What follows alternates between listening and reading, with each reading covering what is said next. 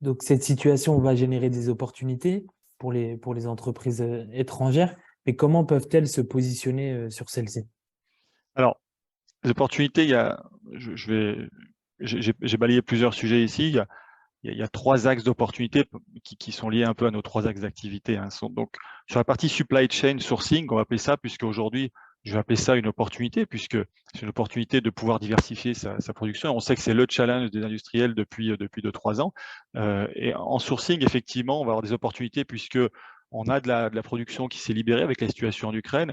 Nous, quand on faisait des projets au pic de la demande de relocalisation de production, on interrogeait une quarantaine de fournisseurs pour des projets en aluminium, en métal, etc.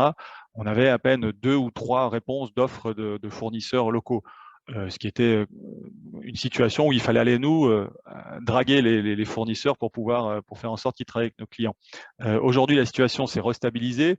On a un projet actuellement sur du meuble, hein, dans le secteur du meuble, où la Pologne est un gros acteur, où là, effectivement, on retrouve des ratios plus pertinents, où on a interrogé 15, 16 fournisseurs potentiels de meubles, et où on a eu 12, 13 offres sur lesquelles on peut benchmarker, sur lesquelles on peut travailler.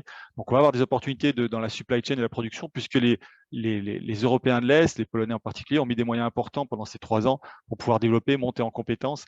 Et donc, on va avoir une capacité à avoir des fournisseurs qui sont proches de nous, qui ont des standards européens, qui restent avec un coût de main-d'œuvre relativement gérables, et qui vont réussir à avoir des outils de production performants. On a ensuite des opportunités dans ce qu'on appelle les fusions-acquisitions.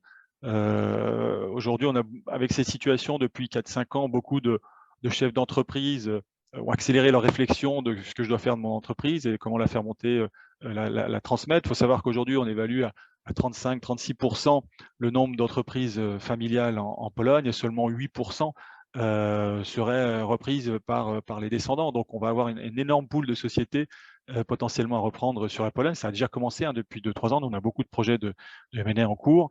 Mais effectivement, il va y avoir encore beaucoup d'opportunités ici à reprendre des outils industriels performants pour pouvoir les développer. Et enfin, le troisième axe d'opportunité, il est beaucoup plus commercial et donc lié un peu à ce que je t'ai dit tout à l'heure.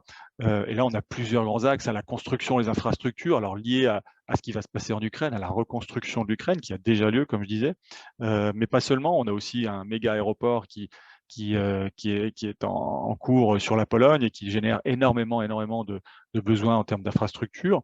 On a ensuite l'énergie, le nucléaire. On va avoir les premières centrales nucléaires en Pologne. Depuis des années, on parle du nucléaire, de la transition énergétique, mais aussi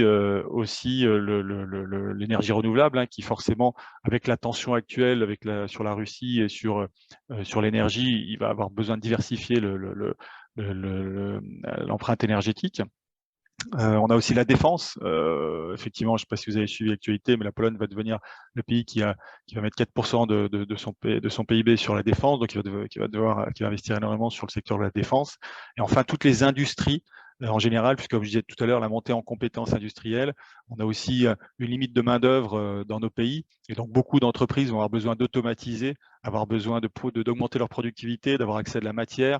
On accompagne un client notamment qui fournit de la matière pour les industriels. On a effectivement, que ce soit dans le médical, l'aéronautique, l'automobile, etc., où il y a besoin d'avoir des outils. Donc là, en termes commercial pour l'industrie, on va avoir des opportunités intéressantes pour les entreprises étrangères à se positionner sur des marchés qui sont très demandeurs aujourd'hui de développement.